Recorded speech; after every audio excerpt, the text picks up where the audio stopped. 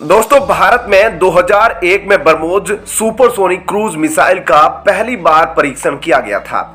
भारत के अंदर ब्रह्मोस मिसाइल का जो पहला वेरिएंट तैयार किया गया, इसकी मारक क्षमता 290 किलोमीटर थी। उस वक्त भी भारत इतना सक्षम था कि ब्रह्मोस मिसाइल की मारक क्षमता को एक्सटेंड कर सकता था, लेकिन उस समय भारत MTCR का सदस्य देश नहीं था, जिसके चलते भारत 300 किलोमीटर से कम दूरी की मिसाइलों का ही निर्माण कर सकता था।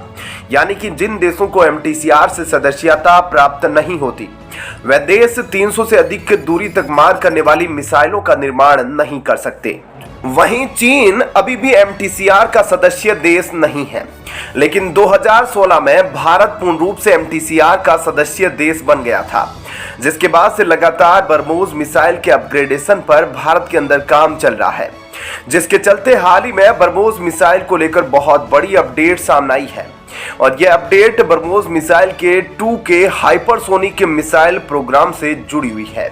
ऐसे में क्या है पूरी खबर, चलिए इस बारे में अब आपको थोड़ा विस्तार से बताते हैं। दोस्तों, आप स्क्रीन पर आर्टिकल का स्क्रीनशॉट देख सकते हैं, जिसके मुताबिक रूस से ब्रह्मोस मिसाइल को हाइपरसोनिक में बदलने के लिए बातचीत शुरू हो चुकी है। उधर भारत ने एक दशक पहले ही रूस से ब्रह्मोस 2 को विकसित करने के लिए टेक्नोलॉजी ट्रांसफर करने का अनुरोध जाहिर किया था, लेकिन रूस ने उस वक्त भारत को ब्रह्मोस को हाइपरसोनिक मिसाइल में बदलने के लिए आवश्यक टेक्नोलॉजी ट्रांसफर नहीं की थी। लेकिन जब से रूस और यूक्रेन के बीच युद्ध की शुरुआत हुई है, उसके बाद जिस तरीके से भारत ने पश्चिमी और यूरोपीय देशों के दबाव को झेलते हुए रूस से अपने रिश्तों को खत्म नहीं किया, जिससे रूस और भारत के बीच के संबंध और भी मजबूत हुए हैं। आपको बता दें कि रूस पहले से ही टी सिलिकॉन हाइपरसोनिक मिसाइल का निर्माण कर चुका है, जिसे जिरकोन नाम से भी जाना जाता है। इस मिसाइल की टेक्नोलॉजी ट्रांसफर पर भारत फिर से रूस से बातचीत शुरू कर चुका है। खबरों के मुताबिक कहा जा रहा है कि इसी जिरकोन मिसाइल की तकनीक का इस्तेमाल करके भारत ब्रह्मोस की हाइपरसोनिक मिसाइल में अपग्रेड करेगा, जिसके चलते ब्रह्मोस 2K और जिरकोन मिसाइल की तकनीक में काफी समानताएं होगी। उधर भारत अब हाइपरसोनिक मिसाइलों के निर्माण के क्षेत्र में बहुत ही नजदीक पहुंच चुका है। भारत का DRDO hypersonic technology demonstrator vehicle का भी परीक्षण कर चुका है। DRDO के द्वारा जो पिछला परीक्षण किया गया था, उस परीक्षण के दौरान हाइपरसोनिक डिमोन्स्ट्रेटर व्हीकल ने कई सेकंड की उड़ान में 6 मैक की स्पीड प्राप्त की थी। यानी कि हाइपरसोनिक मिसाइल को स्पीड देने की तकनीक अब भारत को प्राप्त हो चुकी है। हाइपरसोनिक मिसाइलों के लिए कहा जाता है कि इनकी गति ध्वनि की गति से 5 गुना अधिक होनी चाहिए, जबकि भारत की DRDO ने मात्र 23 सेकंड की उड़ान में ही हाइपरसोनिक स्पीड को प्राप्त कर लिया था। ऐसे में ब्रह्मोस मिसाइल को लेकर भारत की योजना न केवल इसे हाइपरसोनिक तक ले जाने की है, बल्कि भारत पूरी तरीके से इस मिसाइल को स्वदेशी बनाने पर काम कर रहा है। अभी हाल ही में ब्रह्मोस एरोस्पेस के चीफ अतुल दिनकर ने यह खुलासा किया था कि ब्रह्मोस मिसाइल के उपयोग की जाने वाली 75% हिस्सेदारी भारत की हो चुकी है।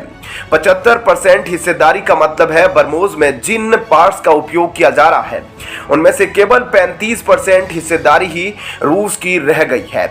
और आने वाले समय में ब्रह्मोस के एक्सपोर्ट के लिए भारत को रूस से परमिशन की जरूरत नहीं होगी। अभी फिलहाल भारत के अंदर ब्रह्मोस मिसाइल का जो वर्जन मौजूद है, वह मात्र 1 सेकेंड में 1.2 किलोमीटर के एरिया को कवर कर लेता है। यानी कि इतना तेजी से वार करती है कि पलक झपकने तक का मौका नहीं देती, क्योंकि यह मिसाइल रैमजेट इंजन के सिद्धांत पर काम करती है, जिसके चलते इसकी स्पीड और भी तेज हो जाती है। और भारत की ब्रह्मोस मिसाइल हवा, पानी और जमीन तीनों जगहों से वार करने में सक्षम है। तो दोस्तों, ऐसे में इस खबर के बारे में आपकी क्या राय है, हमें कमेंट करके जरूर बताएं। और अब आपको बताते हैं ऐसी ही एक और बड़ी खबर।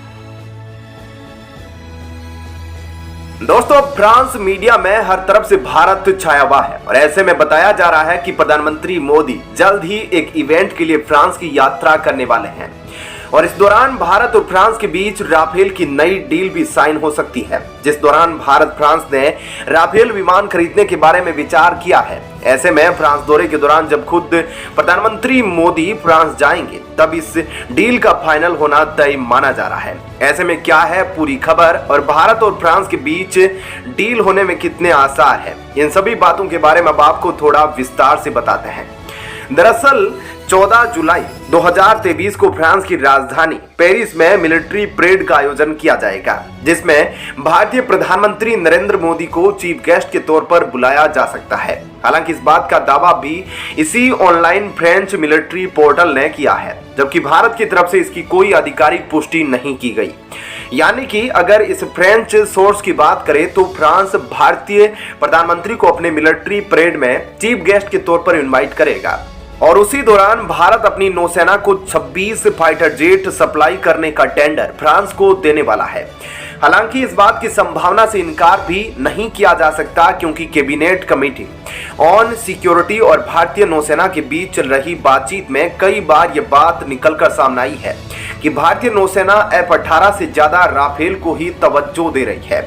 सबसे पहले तो वायुसेना खुद 36 राफेल इस्तेमाल कर रही है और अगर नौसेना भी राफेल को अपने बेड़े में शामिल करती है तो इसे लॉजिस्टिक्स मेंटेन करना काफी आसान हो जाएगा, जिसका असर हम भारतीय नौसेना की ऑपरेशनल ग्राफ पर देख सकेंगे। साथ ही अमेरिका के मुकाबले भारत फ्रांस पर टेक्नोलॉजी और लोकल मैन्युफैक्चरिंग के मामले में ज्यादा भरोसा कर सकता है, क्योंकि फ्रांस अपने हथियारों के साथ कोई भी कंडीशन नहीं लाता, जबकि अमेरिकन हथियार काफी सारी कंडीशन और शर्तों के साथ आते हैं।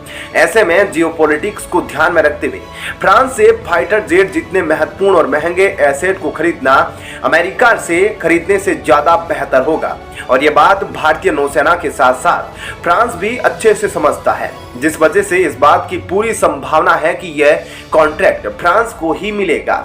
लेकिन यह बात भी ध्यान देने वाली है कि भले ही भारतीय नौसेना राफेल को खरीदने में इंटरेस्टेड हो, लेकिन फिर भी इस डील को मात्र 4 से 5 महीनों के अंदर साइन कर लिया जाएगा।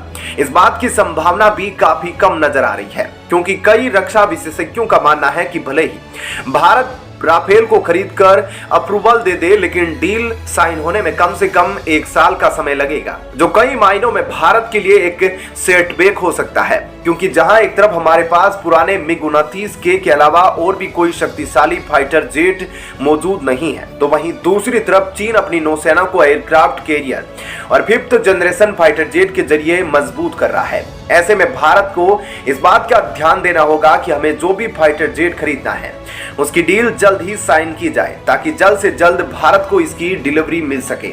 और साथ ही हमें हमारे स्वदेशी ट्रेड BF और तीसरे एयरक्राफ्ट कैरियर के प्रोजेक्ट पर भी तेजी से काम करना होगा, क्योंकि सिर्फ तभी हम हमारी नौसेना को एक शक्तिशाली डोमिनेंट लेवल फोर्स के तौर पर विकसित कर सकते हैं। तो दोस्तों, ऐसे में इस खबर के बारे में आपकी क्या राय है, हमें कमेंट करके जरूर बताएं।